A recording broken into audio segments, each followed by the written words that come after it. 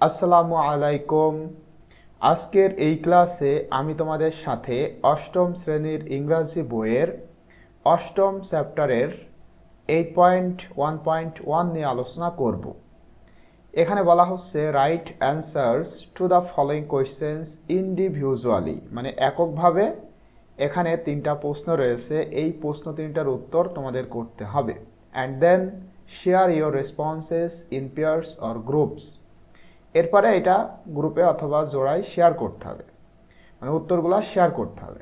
তো দেখো, এ নম্বর প্রশ্নে বলা হচ্ছে have you ever notice things like the sky, birds, rivers, trees, ants and school bells closely, মানে তুমি কি কাছ থেকে বা ঘনিষ্ঠভাবে, খুবই নিকট থেকে স্কাই মানে আকাশ, পাখি, নদীনালা, গাছপালা, পিঁপড়া এবং স্কুল বেল এটা কি লক্ষ্য করেছো কখনো?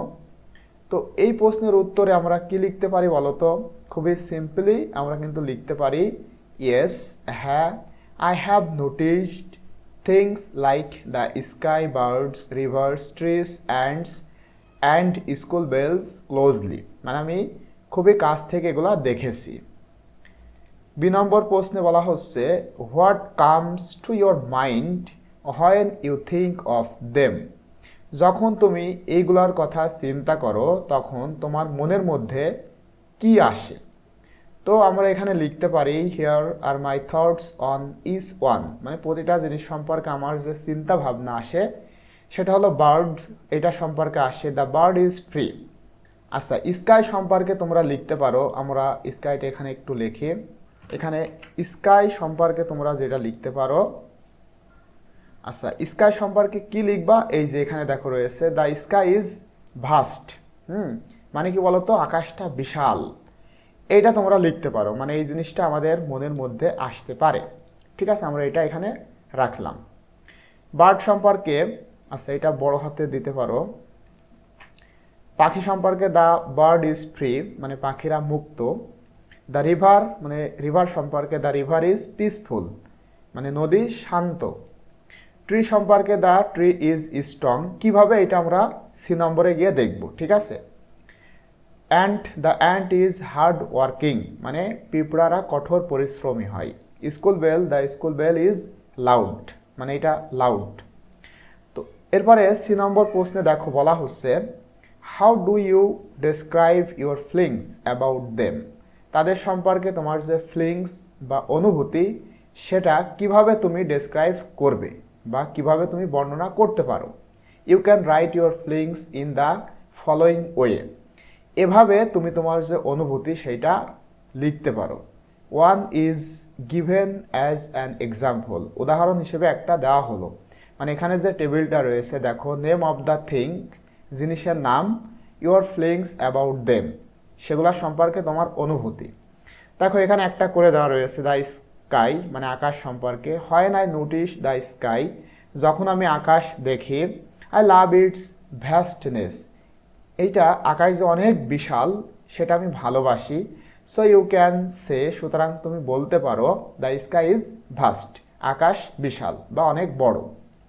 বার্ড সম্পর্কে আমরা লিখতে পারি when I see a bird, যখন আমি একটা, মানে যখন একটা পাখি দেখি। I feel happy watching it fly, পাখি যে ওড়ে তাদের এই ওড়া দেখে আমি সুখী হই, মানে সুখ অনুভব করি। সো ইউ ক্যান সে, সুতরাং তুমি বলতে পারো দ্য বার্ড ইজ ফ্রি, পাখিরা বা পাখিটি মুক্ত, এটা তুমি বলতে পারো। আচ্ছা এখানে আমি সি নম্বরে তোমাদের এখানে এই যে দেখো দ্য বার্ড ইজ দিয়েছি, তোমরা যদি মনে করো অনেকগুলো পাখি তখন কিন্তু এখানে তোমাদের লিখতে হবে আর, মানে পাখিরা হয় মুক্ত। আর সি নম্বর এখানে যেহেতু এখানে প্রথমে বলা হয়েছে কি আই সি এ বার্ড, এই জন্য দ্য বার্ড ইজ ফ্রি। ঠিক আছে, এটা সিঙ্গুলার করা হয়েছে। রিভার সম্পর্কে when I look at a river, যখন আমি একটা নদীর দিকে তাকাই। I like way it flows, নদী যে প্রবাহিত হয় সেটা আমি পছন্দ করি। সো ইউ ক্যান সে, সুতরাং তুমি বলতে পারো দ্য রিভার ইজ পিসফুল, নদী শান্ত মানে শান্তিময়, সে তার গতিতে খুবই সুন্দরভাবে চলতেছে। ট্রি সম্পর্কে দেখো, when I saw a tree, যখন আমি একটা গাছ দেখি, আই ফিল খাম আন্ডার ইটস শেড, এইটার ছায়ার নিচে মানে গাছের ছায়াতে যখন আমি আসি তখন শান্তি অনুভব করি। সো ইউ ক্যান সে, সুতরাং তুমি বলতে পারো দ্য ট্রি ইজ স্ট্রং, গাছ হয় শক্তিশালী, কারণ আমাদেরকে কি করে, শান্ত করে। অ্যান্ড শান্ত করে কিভাবে, ছায়া দিয়ে। গরমের সময় যখন তোমার অনেক গরম লাগবে, তুমি যদি গাছের ছায়ায় দাঁড়াও তাহলে দেখবে একটা শান্তি অনুভব করছো, এই জন্য বলা হচ্ছে the tree is strong. And when I observe an ant, যখন আমি একটা পিঁপড়া অবজার্ভ করি বা অন্বেষণ করি, I am amazed by its hard work, আমি এইটার কঠোর পরিশ্রম দেখে হতবাক হয়ে যাই।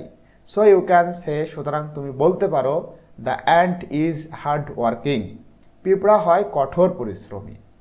School bell, when I hear the school bell, যখন আমি স্কুল বেল শুনি, I feel it's time for a break or or to go home, তখন আমি অনুভব করি এখন হয়তো বিরতির সময় অথবা বাড়িতে যাওয়ার সময়। সো ইউ ক্যান সে, সুতরাং তুমি বলতে পারো the school bell is loud, school যে বেল এটা লাউড মানে এর শব্দ রয়েছে। তো এইভাবে করে কিন্তু আমরা ইজিলি এই 3টা প্রশ্নের উত্তর করতে পারি। ভিডিওটা ভালো লাগলে অবশ্যই তোমরা আমাদের এই চ্যানেলটি সাবস্ক্রাইব করবা এবং প্রতিনিয়ত এমন ভিডিও পেতে পাশে থাকা বেল আইকনটি অন করে রাখবা, তাহলে যখনই আমরা নতুন কোনো ভিডিও তোমাদের সাথে শেয়ার করব সঙ্গে সঙ্গেই তোমরা সেটা পেয়ে যাবা। তো আজকের ক্লাসটি এই পর্যন্তই, ইনশাল্লাহ পরবর্তীতে 8.1.2 নিয়ে তোমাদের সাথে আমি আলোচনা করব। টিল দেন, আল্লাহ হাফেজ।